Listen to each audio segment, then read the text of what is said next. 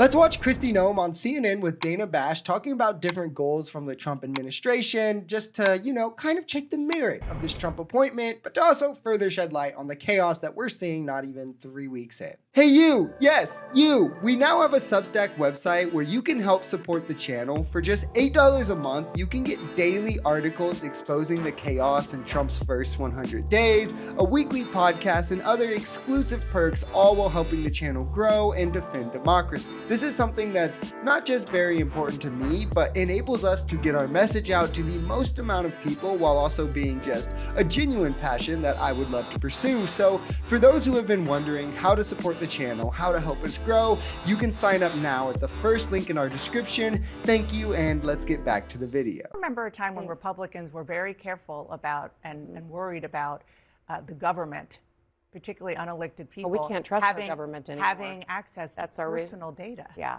Oh, absolutely. You are the government now. Yes, that's what I'm saying, is that the American people now are saying that we have had our personal information shared and out there in the public. Now Elon Musk has access to it. Yeah, but Elon Musk is part of the administration that is helping us identify where we can find savings and what we can do, and he has gone through the processes to make sure that he has the authority You're totally the president has comfortable granted with it. him. Yeah, no, what we have now is a 19-year-old Nazi with literally no experience handling sensitive data, nothing to show us that he can handle sensitive data, having bias towards people that would actually warrant worry that he can't handle people's sensitive data, hasn't done anything with security, cybersecurity now before working with the richest man in the world, walking in unelected and also unvetted by Congress, literally with their identities trying to be hidden from us every step of the way, where people were legitimately threatened with crimes by Elon Musk when they first named who the people were. Now, God knows what they're doing with this stuff that they're not telling us. Imagine thinking you have to worry about the government employee with lifelong experience, having security clearance, handling sensitive data, a degree in doing this,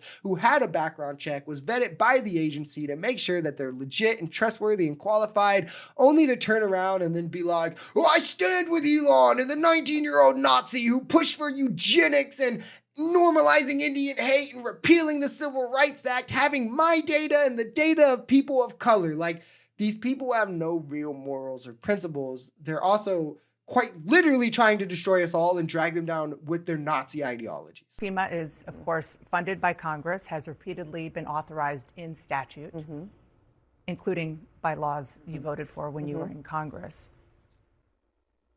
Can and should Donald Trump shut it down? He can, and I believe that he will do that evaluation with his team, and he's talking about it, which I'm grateful for. He'll work with Congress, though, to make sure that it's done correctly and that we're still there to help folks who have a terrible disaster or crisis in their life.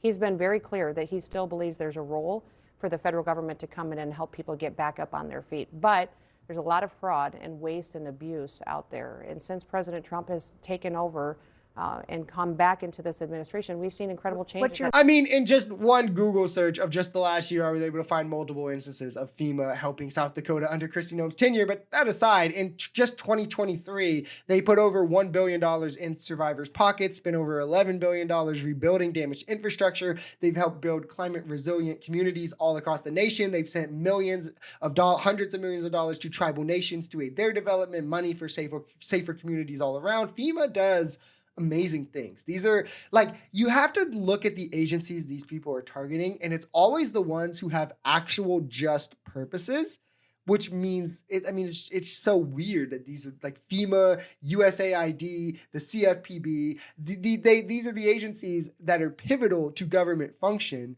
and they can also, FEMA can coordinate nationally with resources and labor in a way that states can't, that we can't replicate on a state level, especially, and I'm just going to say it here, no hate, but especially not in a lot of these poorer red states that are already being subsidized and held up by richer blue states that drive our economy and are stretched thin already, unable to barely fund, they're barely able to fund vital things like healthcare, education, roads, services. But yeah, let's add even more burden on these governments, and these small governments that are proven to be ineffective and inefficient. You know, he's talked a lot about doing block grants to states and to local officials. I was a governor, and when I was governor of South Dakota, we saw 12 different natural disasters that hit our state.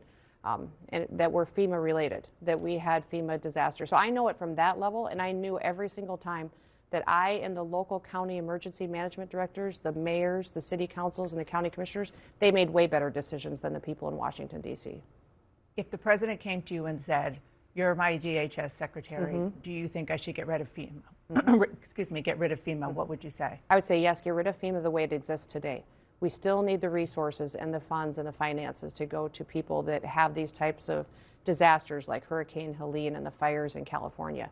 But you need to let the local officials make the decisions on how that is deployed so it can be deployed much quicker, and we don't need this bureaucracy that's picking and choosing when. I just want to state that this is kind of already how the overwhelming bulk of FEMA works. They direct federal resources to the states who then implement them. This is why, like with Biden after the hurricanes, you saw all the Republican governors coming out and saying, well, Biden gave us all the resources we need to deal with the stuff and help people, et cetera. It's because it's not like Washington storms in and is just doing all of this. It's the federal government coordinating the state and coordinating with the resources that they have nationally to smoothly get them in and where they need to go. Whereas in small government, they're not going to have the power to do that. They're not going to have the sway to do that. They're not going to have the resources in terms of like personnel to do that. And it's not ever going to work as smoothly. Also, it's not bureaucracy that is the issue. This is just the boogeyman MAGA wants to point to, for one, to do this small government fantasy that one doesn't exist anywhere because small government is inefficient and sucks. But two, because they think they can use it against Democrats and then they just support it when it's Elon and 19-year-old Nazis, of course. But the issue, the actual issue is partisanship. When Biden was in office, he pre-approved funds for these red states, for these Republican areas. So there was no delays in Florida and South Dakota and wherever it might have been. They got everything they needed. They had it immediately. There was no issues. Compare that to Trump, however. When he took office, he comes in, he threatens California after the fire, says we're going to have to condition aid, demands they make concessions to him, change their laws, drain a water reserve that won't even help. All the while, people are without their homes. They're struggling. They're suffering. And then, then I'll send the aid because you guys didn't vote for me. I mean, I just love how quite literally every MAGA accusation is a confession of their own action.